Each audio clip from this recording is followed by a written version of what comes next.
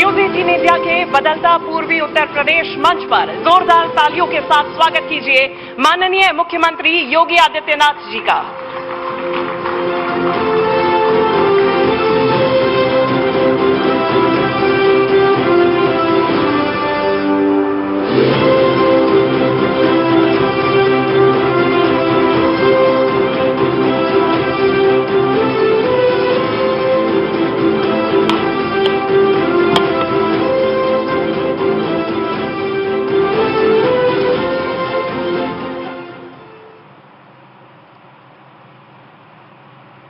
News 18 के इस special conclave बदलता पूर्वी उत्तर प्रदेश के लिए गोरखपुर में आयोजित आज के इस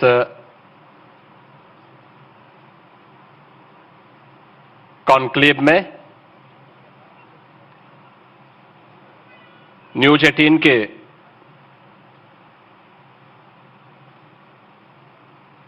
मुख्य संपादक श्री राहुल जोशी जी, न्यूज 18 टीम के सभी अन्य सदस्यगण और इस विशेष कॉन्क्लेव में यहां पर उपस्थित उत्तर प्रदेश सरकार में मंत्रिमंडल के मेरे सहयोगी श्री ओम प्रकाश राजभर जी,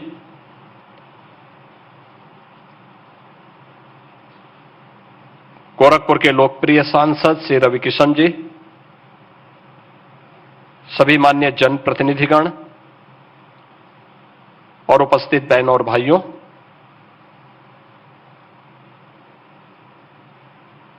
पूर्वी उत्तर प्रदेश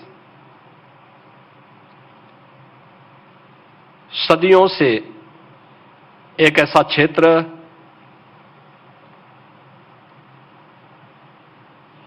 जिसने उपेक्षा का एक लंबा फासला तैयार किया है। बीमारी, बाढ़, अराजकता, गुंडागिर्दी, जिसे चाहे वह मुगल काल रहा हो, चाहे वह ब्रिटिश कालखंड रहा हो या आजादी के बाद भी उस त्रासदी का शिकार निरंतर बना रहा। याद करिए, ये वही क्षेत्र है जिस क्षेत्र ने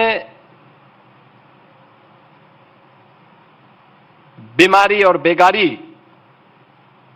के कारण यहां से व्यापक पलायन किया था। आप मॉरिशस में जाएंगे, आप फिजी में जाएंगे, दुनिया के तमाम देशों की ओर अगर आप नजर डालेंगे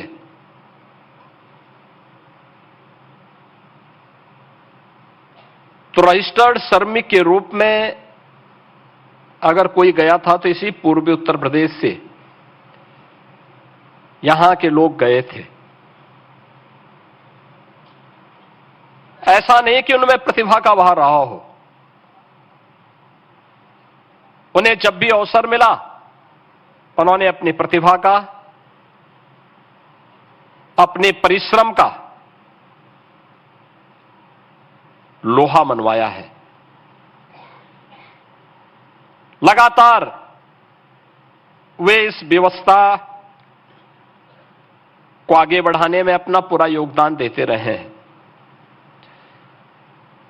आज आप दुनिया के तमाम देशों में जाएंगे,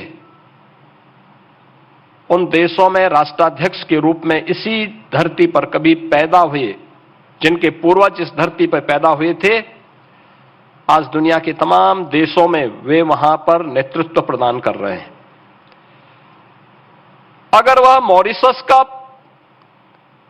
राष्ट्राध्यक्ष बन सकता है, फिजी में राष्ट्राध्यक्ष बन सकता है, तो फिर इस क्षेत्र में क्या उन बीमारियों का बेरोजगारी का, बाढ़ की समस्या का समाधान नहीं कर सकता था, कर सकता था, लेकिन उसे प्लेटफॉर्म नहीं प्राप्त हुआ, कभी प्रोत्साहन नहीं हुआ। 1947 से पहले हम समझ सकते थे कि देश गुलाम था, स्वाभाविक रूप से उपेक्षा का दंश यहां के लोगों को झेलने के लिए मजबूर होना ही था। लेकिन 1947 के बाद किसने रोका था? किसने यहां के शिक्षा के लिए, स्वास्थ्य के लिए, बेरोजगारी के लिए, इंफ्रास्ट्रक्चर के लिए कार्य करने से किसने रोका? अगर आप तह में जाएंगे तो आपको वह तस्वीर स्पष्ट दिखाई देगी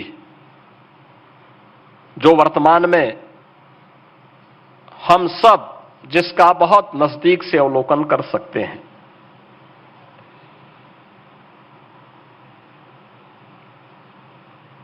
इस देश ने स्वतंत्र होने के बाद शासन की जिस पद्धति को अपनाया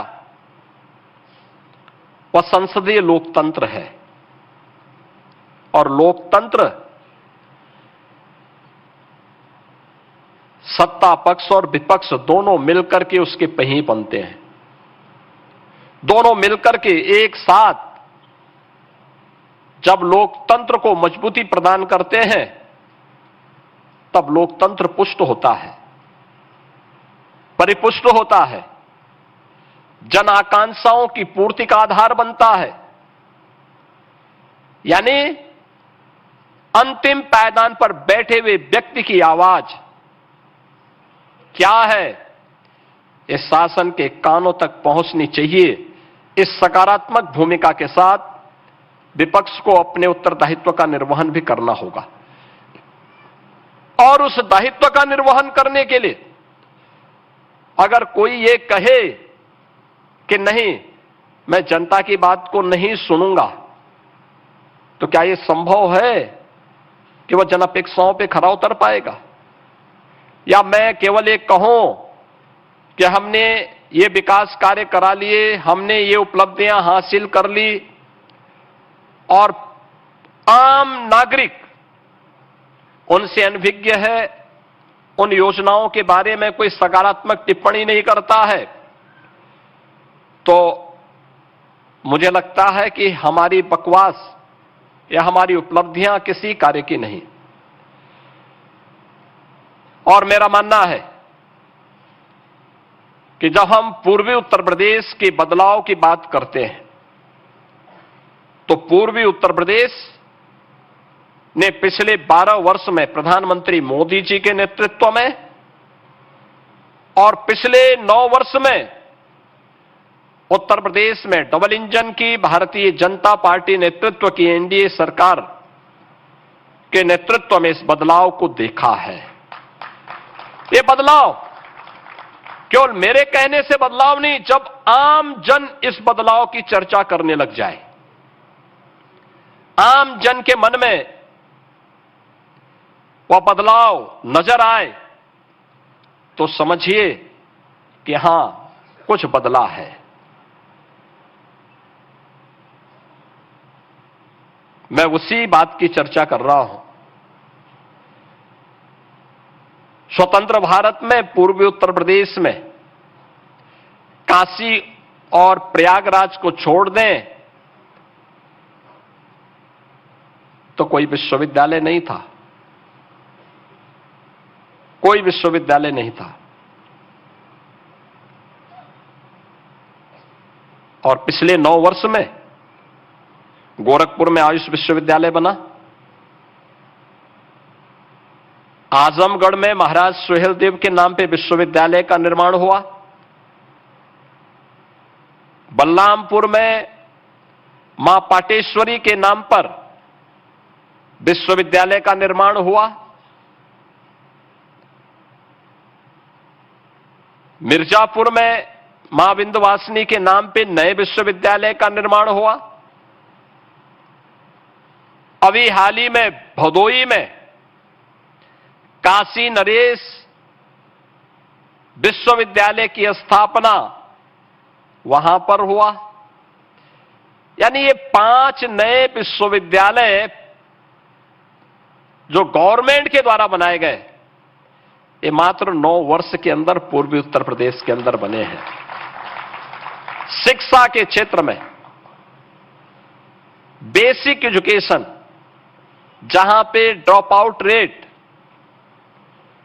19% से अधिक थी, कारण था बालक और बालिकाओं के लिए स्कूल का भवन या नहीं था, अगर है तो उसमें बालक और बालिकाओं के लिए टॉयलेट नहीं थे, अलग अलग टॉयलेट नहीं थे, पेयजल की व्यवस्था नहीं थी, प्लेग्राउंड नहीं था, फ्लोर नहीं था, फर्नीचर नहीं था,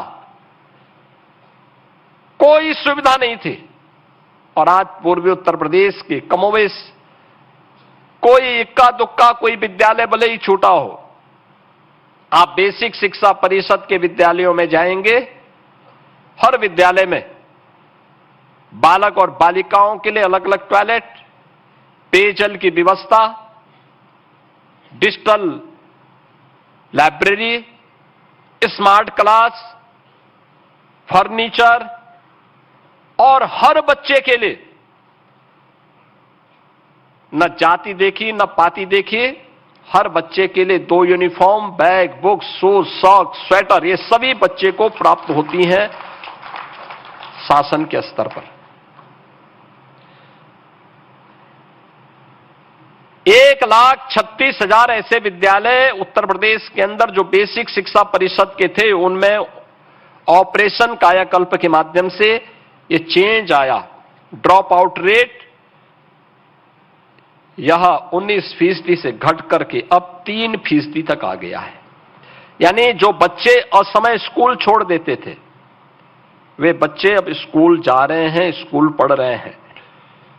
ऐसे ही मुख्यमंत्री प्रोजेक्ट अलंकार के माध्यम से माध्यमिक स्तर की शिक्षा के लिए जो व्यवस्थाएं की गई थी, उन विद्यालयों ने, इन कॉलेजेस ने बहुत बड़ा रोल अदा किया था, लेकिन समय के अनुरूप उनके भवन जर्जर हो गए थे, सुविधा नहीं थी। उत्तर प्रदेश के अंदर प्रोजेक्ट अलंकार के अंतर्गत सभी गवर्नमेंट इंटर कॉलेजेस और गवर्नमेंट के द्वारा एडेड जितने भी इंटर कॉलेजेस थे, इन सब के लिए स्पेशल धनराशि की व्यवस्था की गई और आज उनके नए भवन बनकर के तैयार हैं, भव्य भवन बनकर के तैयार हैं। उनकी लैब, लेबोरेटरी, क्लासरूम, ये सभी फिर से बनकर के तैयार हो चुके हैं। उच्च शिक्षा में आपको मैंने पहले बताया कि विश्वविद्यालयों के निर्माण की दिशा में नए कार्यक्रम आगे बढ़े। शिक्षा की गुणवत्ता को बढ़ाने के लिए एक नए प्रयास प्रारंभ हुए, एक स्वस्थ प्रतिस्पर्धा को आगे बढ़ाया गया। और कोई युवा किसी प्रतियोगी परीक्षा की तैयारी करना चाहता है तो उस युवा के लिए प्रतियोगी परीक्षा की तैयारी करने के लिए ये व्यवस्था दी गई कि वह वर्चुअल भी और फिजिकल भी, वह मुख्यमंत्री अभ्युदय कोचिंग के साथ जुड़ सकता है। और मुख्यमंत्री अभ्युदय कोचिंग का संचालन अगर उसे यूपीएससी की तैयारी करनी है, Uttar Pradesh public service commission की तैयारी करनी है, नीट की तैयारी करनी है, आईआईटी जेईई की तैयारी करनी है, तो उसके लिए जिन्होंने यूपीएससी पास किया है, union public service commission pass out जो हैं, आज जिलाधिकारी के रूप में, ज्वाइंट मजिस्ट्रेट के रूप में उस जिले में तैनात हैं, वे कम से कम 1 घंटा उनके लिए देते हैं, उन नौजवानों के लिए देते हैं। जिलों में अभ्युदय कोचिंग की व्यवस्था प्रदेश के अंदर प्रारंभ हुई है।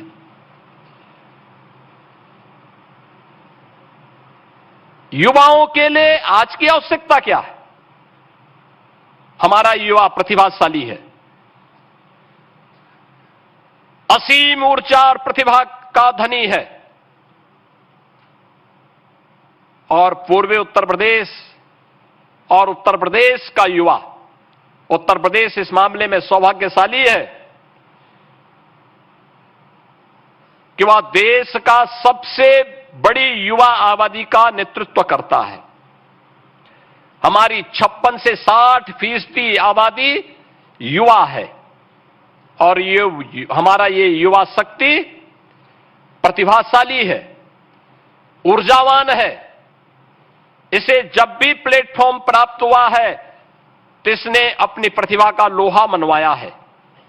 आज स्किल डेवलपमेंट के सेंटर और हर जनपद में कम से कम 2 ITI ऐसी दी गई हैं जो हब एंड स्पोक मॉडल पर उन युवाओं के लिए आज की मॉडर्न टेक्नोलॉजी के साथ उसे जोड़ने के लिए एक नए अभियान के साथ आगे बढ़ी है। यानी उसमें आर्टिफिशियल इंटेलिजेंस भी है, वहां पे ड्रोन टेक्नोलॉजी भी है, स्पेस टेक्नोलॉजी भी है, रोबोटिक के बारे में भी, 3D प्रिंटिंग के बारे में भी, IoT के बारे में भी।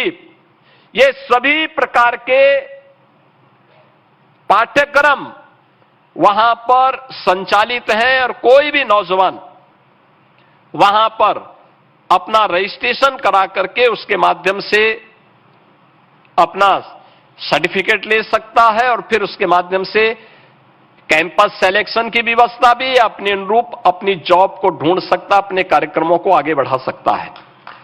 यानी युवा के लिए, स्किल डेवलपमेंट के लिए आज के युवा की आवश्यकता क्या है? युवा की आवश्यकता है स्किलिंग की, युवा की आवश्यकता है अच्छी शिक्षा की, क्वालिटी एजुकेशन की, युवा की आवश्यकता है एम्प्लॉयमेंट की, और युवा की आवश्यकता है कि उसके अनुरूप उसको कार्य करने का पूरा अवसर प्राप्त हो। अगर वह स्वयं भी अपना कारोबार प्रारंभ करना चाहता है तो इसके लिए PM इंटर्नशिप की स्कीम भी है, CM इंटर्नशिप की स्कीम भी है, और मुख्यमंत्री युवा उद्यमी स्कीम के माध्यम से उसे आगे बढ़ने के लिए एक प्लेटफॉर्म अतिरिक्त दिया गया है। इसके साथ ही जो मैं कह रहा था, यहां की नियति क्या बन गई थी? बीमारी, कभी मलेरिया, कभी इंसेफ्लाइटिस, कभी डेंगू, अलग अलग क्षेत्र में ये बीमारियां इस क्षेत्र के मासूम को डस लेती थी, और ये समय हुआ करता था आज से 7 वर्ष पहले तक, 8 वर्ष पहले तक, जुलाई से नवंबर तक का माह हर परिवार के लिए भय और दहशत बनकर के पूर्वी उत्तर प्रदेश में आता था। पूर्वी उत्तर प्रदेश एक भय और दहशत, जिस समाज में, जिस देश में बचपन और समय काल कल्पित हो जाए उसका भविष्य क्या होगा? बाढ़ आती थी, बीमारी छोड़ करके जाती थी। बीमारी यहां पर कभी मलेरिया के रूप में, कभी इंसेफ्लाइटिस के रूप में, कभी डेंगू के रूप में, कभी चिकनगुनिया के रूप में, कभी कालाजार के रूप में यहां के बचपन को डस लेती थी और समय उसे काल कल्पित कर देती थी। कोई पूछने वाला नहीं। मुझे याद है इंसेफ्लाइटिस की लड़ाई, मुझे अफसोस होता है कांग्रेस ने लंबे समय तक प्रदेश में शासन किया। समाजवादी पार्टी को इस दौरान 4 बार प्रदेश में शासन बनाने का अवसर प्राप्त हुआ। इंसेफ्लाइटिस के खिलाफ इनकी जवान कभी निकली नहीं। इन्होंने उसकी रोकथाम करने के लिए, उसके उपचार करने के लिए कभी कोई व्यवस्था नहीं की।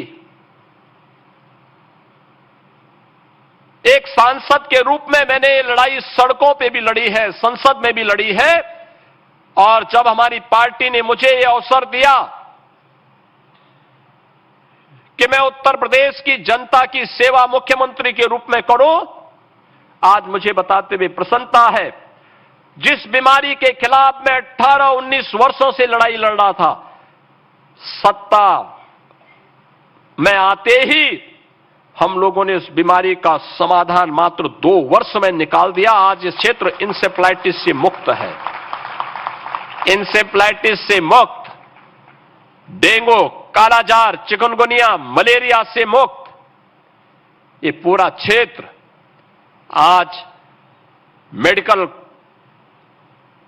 का एक बेहतरीन केंद्र बनकर के उभरा है।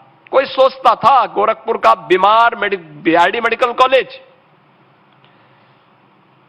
कॉलेज ही बीमार था, आज सुपर स्पेशलिटी के एक नए केंद्र के रूप में विकसित हुआ है। गोरखपुर में एम्स हो, एक कल्पना से परे था, आज गोरखपुर में एम्स है।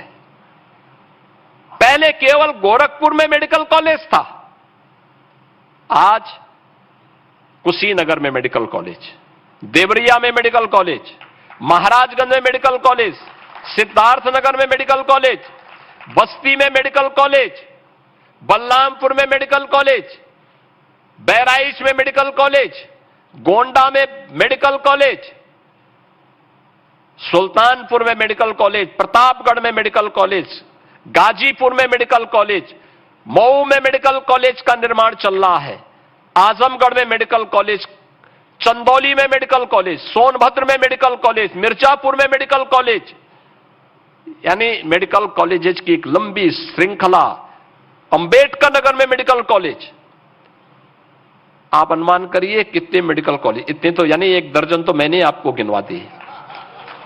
आखिर ये मेडिकल कॉलेज 2017 के पहले भी बन सकते थे। ये केवल मेडिकल कॉलेज नहीं,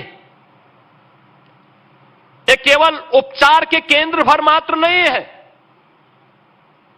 ये मेडिकल कॉलेज विश्वास के प्रतीक है। यहां की स्वास्थ्य सुविधा के विश्वास के प्रतीक बनकर के मेडिकल कॉलेजेस उभरे हैं, संस्थान बनकर के उभरे हैं।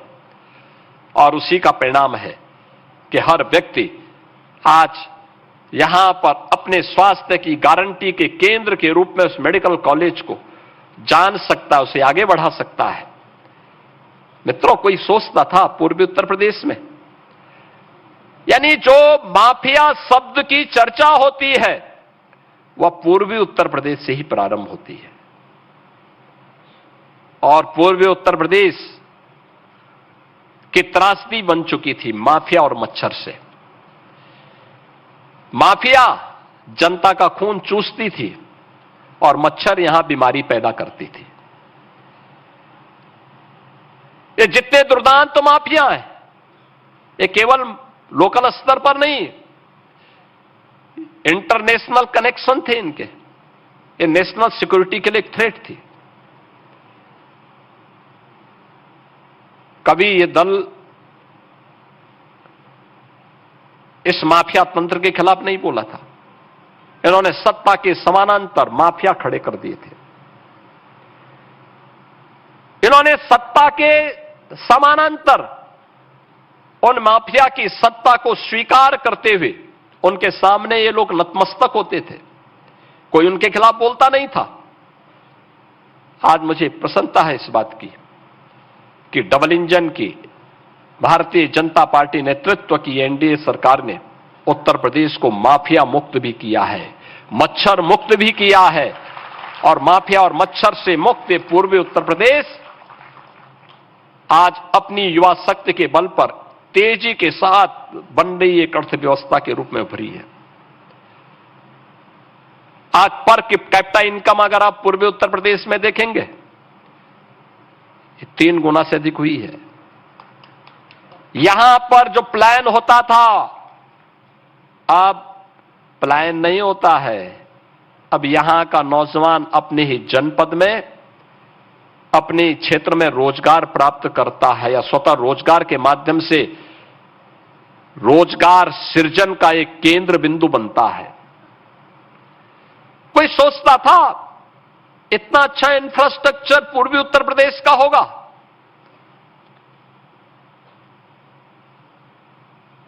Purvanchal expressway, Gorakhpur link expressway, highway, inter state connectivity कितनी बेहतरीन हुई है। पहले गोरखपुर से लखनऊ की दूरी तय करने में हमें 8 घंटे लगते थे, आज मात्र 3 घंटे में हम लखनऊ पहुंच सकते हैं, मात्र 3 घंटे में। पहले वाराणसी जाने में 5 से 6 घंटे लगते थे, आज 2.5 घंटे में वहां पहुंच सकते हैं। चारों ओर से 4 लेन की बेहतरीन कनेक्टिविटी लोगों के आवागमन को और सुगम बनाया है। कनेक्टिविटी बेहतर हुई, road connectivity, air connectivity, railway की कनेक्टिविटी। परिणाम है बड़े पैमाने पे निवेश आया, लैंड बैंक तैयार हुए, आज निवेश हो रहा है। कोई सोचता था निवेश होगा पूर्वी उत्तर प्रदेश में? कोई सोचता था? जब माफिया तंत्र हावी था कोई निवेश नहीं होता था, कोई निवेश नहीं होगा, रोजगार का सृजन भी नहीं होगा। ये तो कांग्रेस और सपा की सरकार के समय पहले से तय था कि नौकरी का मतलब सीधे सीधे एक खानदान का कब्जा, लूट, ये नियति बन चुकी थी। लेकिन आज बेहतरीन इंफ्रास्ट्रक्चर के साथ ही कनेक्टिविटी बेहतरीन हुई है। गोरखपुर में आज से 10 वर्ष पहले तक एक फ्लाइट कभी कभी चलती थी, आज 14 फ्लाइट गोरखपुर से चली हुई है। मैं बार बार कहता हूं ना इन बातों को लेकर कि रवि किशन कब गोरखपुर में है और कब मुंबई में है कोई पता नहीं लगता है। सुबह का ब्रेकफास्ट अगर वह मुंबई में करते हैं तो दोपहर का लंच गोरखपुर में ले लेते हैं, फिर यहां पर शकल दिखा करके फिर वो दिल्ली के लिए प्रस्थान भी कर जाते हैं। यानी अगर एयर कनेक्टिविटी नहीं होती तो ये कठिन होता है। उनको मुंबई से बाई रोड आने या ट्रेन में आने में 24 घंटे लग जाते हैं, लेकिन आज आसान हुआ है। यहां अपना कार्य संपन्न किया, फिर दिल्ली चले गए, फिर दिल्ली का कार्य, दिल्ली में पार्लियामेंट सेशन के बाद फिर वापस गोरखपुर आना है तो गोरखपुर आ गए। एयर कनेक्टिविटी बेहतरीन हुई है और 14 की 14 फ्लाइट ऐसी कि अगर कोई चाहेगा कि मुझे तत्काल टिकट मिल जाए, नहीं मिलेगा,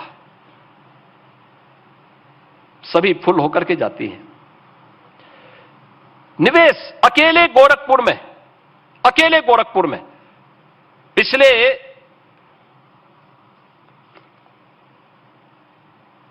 9 वर्ष के अंदर जो निवेश हुआ,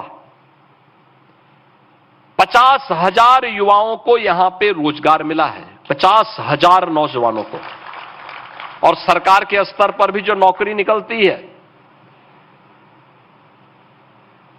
उन नौकरियों में आज बिना भेदभाव के हर एक जनपद का युवा उसमें सेलेक्ट होता है। उसमें न जाति है न पाति है, योग्य है, आप कंपटीशन में आइए, कहीं कोई समस्या नहीं, बेहतरीन अवसर आप सबके लिए है। यह युवा, यह सच है कि यहां का युवा जब बाहर जाना बंद कर दिया तो बहुत सारे बाहर के लोगों के उद्योग बंद हुए। अब मेरे पास महाराष्ट्र से, पंजाब से, गुजरात से, कर्नाटक से, तमिलनाडु से उद्यमी आते हैं, कहते हैं कि साहब हम लोग यूपी में निवेश करना चाहते हैं। मैं पूछता हूं कि यूपी में अच्छी बात है, आप आइए, लेकिन यूपी में क्यों, वहां क्यों नहीं? वो कहते हैं साहब देखो मैं इसलिए नहीं, क्योंकि पहले मैन पावर यहां से चला जाता था, अब यहां के लोगों ने जाना बंद कर दिया तो हमें वहां चलाना मुश्किल हो जा रहा है। अब यहां का युवा जब यहीं पे कार्य उसको प्राप्त हो गया तो उसने जाना बंद कर दिया, तो उद्योग वहां बंद हुए हैं, यहां चालू हुआ है। कोई सोचता था फर्टिलाइजर कारखाना चलेगा, कोई सोचता था पिपराइच में चीनी मिल चलेगी या मुंडेरवा में चीनी मिल चलेगी। कोई सोचता था कि कताई मिल यहां की प्रारंभ हो पाएगी। कोई सोचता था खजनी का कंबल कारखाना फिर से प्रारंभ हो पाएगा। लेकिन ये तो चली है। परंपरागत उद्यम के माध्यम से भी वन डिस्ट्रिक्ट वन प्रोडक्ट को एक नई ऊंचाई प्राप्त हुई। और अंतर यही है, पिछली सरकारों ने वन डिस्ट्रिक्ट वन माफिया दिया, हमने वन डिस्ट्रिक्ट वन प्रोडक्ट दिया, one district one medical college दिया। यही परिवर्तन हुआ है, जिसके कारण आज हम लोगों ने पूर्वी उत्तर प्रदेश को, चाहे वह टूरिज्म के सबसे बेहतरीन डेस्टिनेशन के रूप में स्थापित किया है।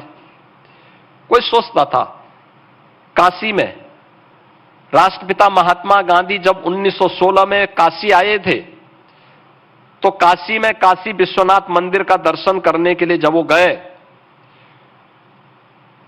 तो संकरी गली और गंदगी देख करके उनके मन में बहुत आक्रोश था।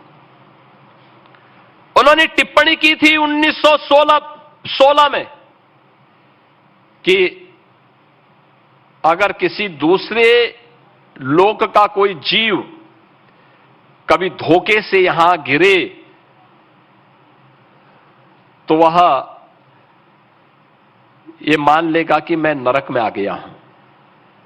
यह 1916 में गांधी जी की टिप्पणी थी। लेकिन गांधी जी के नाम पे देश की सत्ता बहुत सारे लोगों ने प्राप्त की, लेकिन गांधी जी के सपने को वास्तविक धरातल पर ठीक करने की फुर्सत नहीं थी। आज प्रधानमंत्री मोदी जी के नेतृत्व में काशी विश्वनाथ धाम भव्य रूप में हम सबके सामने है। देश के अंदर किसी एक स्पिरिचुअल टूरिज्म के किसी एक स्पॉट में सबसे ज्यादा टूरिस्ट आता है, वह काशी विश्वनाथ धाम है। काशी में काशी विश्वनाथ धाम है। अयोध्या में श्री राम जन्मभूमि अयोध्या का भव्य मंदिर है, सबसे ज्यादा। और ये केवल आस्था नहीं है, यहां की अर्थव्यवस्था को भी एक नई मजबूती प्रदान हुई है। जो टूरिस्ट आता है टैक्सी यहीं से लेता है, रेस्टोरेंट में यहीं खाना खाता है,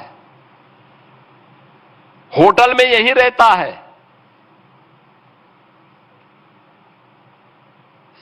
मार्केटिंग यहीं से करता है, सामान यहीं से खरीदता, फूल पत्ती यहीं से खरीदता है। अगर वाराणसी में गंगा में उसे पर्यटन करना हो तो नाविक यहीं से लेता है, यहीं की नाव में सवारी करता है। प्रयागराज में संगम में उसे नौका विहार करना हो तो वहीं पर नौकाओं को किराए पे लेकर के वहीं पे करता है। पैसा यहां का नाविक प्राप्त करता है, यहां का माली पैसा कमाता है।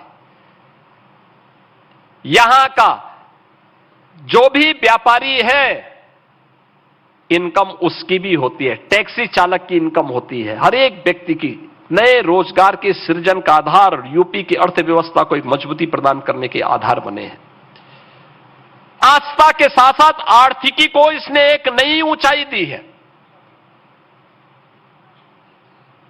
इसलिए इन कार्यों, ये बदलाव आज पूर्वी उत्तर प्रदेश में डबल इंजन सरकार के कारण देखने को मिला है। नई नई चीजें आई हैं।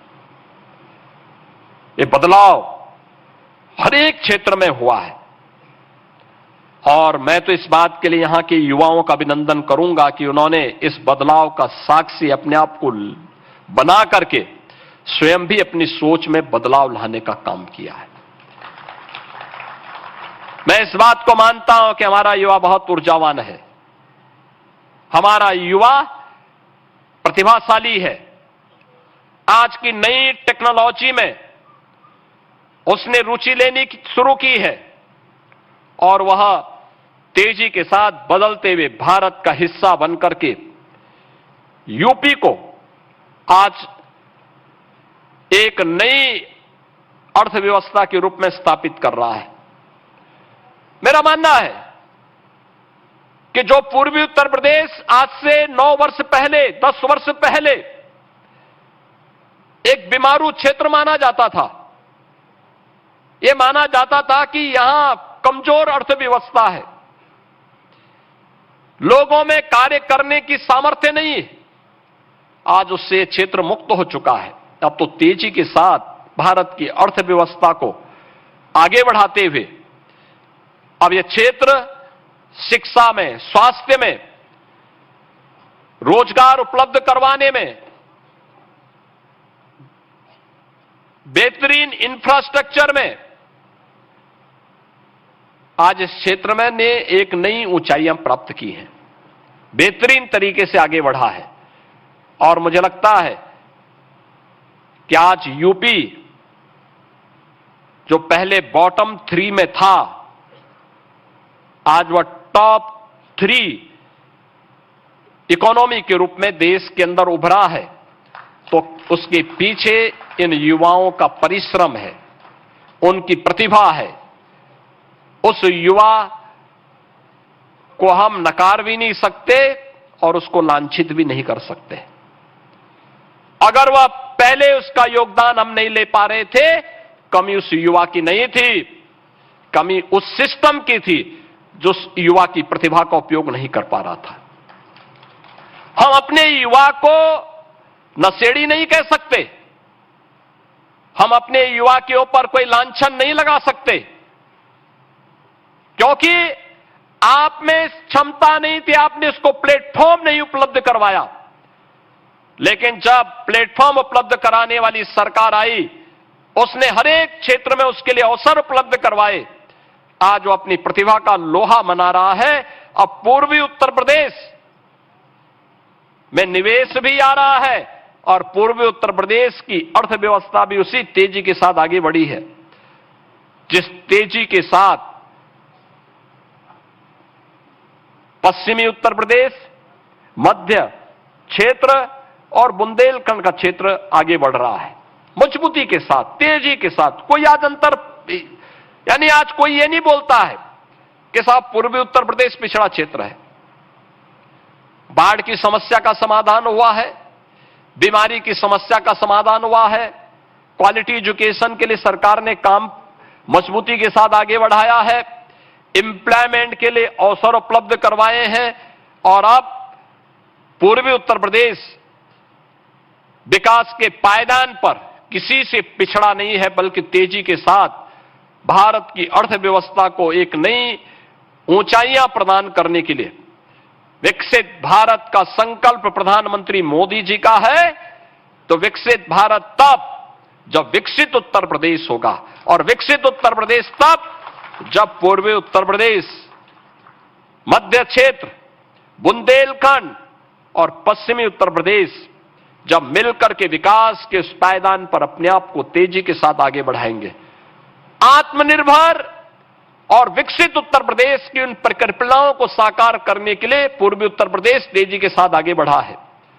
मुझे पूरा विश्वास है कि जो ये गति चल रही है, जिस मजबूती के साथ इस गति ने प्रगति की रफ्तार पकड़ी है, यही प्रगति उत्तर प्रदेश की समृद्धि का कारण बन रही है। और मेरा मानना है कि अगले 3 वर्ष के अंदर यूपी $1 ट्रिलियन की इकोनॉमी की दिशा में आगे बढ़ेगा। हमने पिछले 9 वर्ष में अपनी अर्थव्यवस्था को 3 गुना करने में सफलता प्राप्त की है। यहां की प्रति व्यक्ति आय को 3 गुना करने में सफलता प्राप्त की है। और ये सर्वसमावेशी विकास के उस आयाम को हर गांव, हर गरीब, हर किसान, हर नौजवान और हर महिला तक पहुंचाने के लिए जो सरकार के द्वारा किए गए प्रयास हैं, उस प्रयास का परिणाम हम सबके सामने है। और उसी परिणाम को आगे बढ़ाने के लिए मैं धन्यवाद दूंगा न्यूज 18 को कि उन्होंने बदलता पूर्वी उत्तर प्रदेश इस विशेष कॉन्क्लेव को राज्य मुख्यालय से हटा करके पूर्वी उत्तर प्रदेश के केंद्र बिंदु गोरखपुर में करने का कार्य किया है, क्योंकि गोरखपुर केवल गोरखपुर नहीं है, पूर्वी उत्तर प्रदेश का एक महत्वपूर्ण केंद्र तो है ही, नेपाल और बिहार, पश्चिम उत्तर बिहार का भी एक महत्वपूर्ण केंद्र है, जहां की एक बड़ी आबादी अपने शिक्षा के लिए, अपने स्वास्थ्य के लिए, अपने व्यापार और रोजगार के लिए गोरखपुर पे निर्भर करता है या वाराणसी पे निर्भर करता है। इन क्षेत्रों में इस प्रकार का कॉन्क्लेव लोगों के दृष्टिकोण को आगे बढ़ाने में मदद करता है, नौजवानों के लिए एक नया अवसर प्रदान करता है।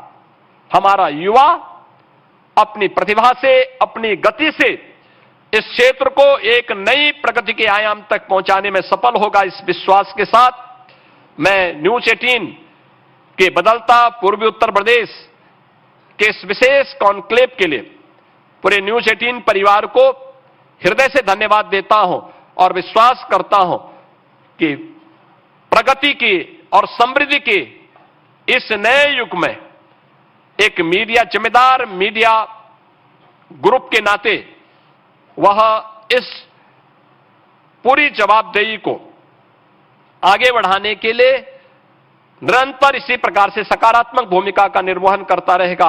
आप सभी के प्रति मेरी मंगल में शुभकामनाएं हैं। धन्यवाद। जय हिंद। मेरा माननीय मुख्यमंत्री जी से अनुरोध है, कृपया आप मंच पर बने रहें और मैं नेटवर्क 18 के MD and group editor in chief mister Rahul Joshi को मंच पर बुलाना चाहूंगी। कृपया आप मंच पर आएं और माननीय मुख्यमंत्री जी को अपना कीमती वक्त देने के लिए धन्यवाद दें।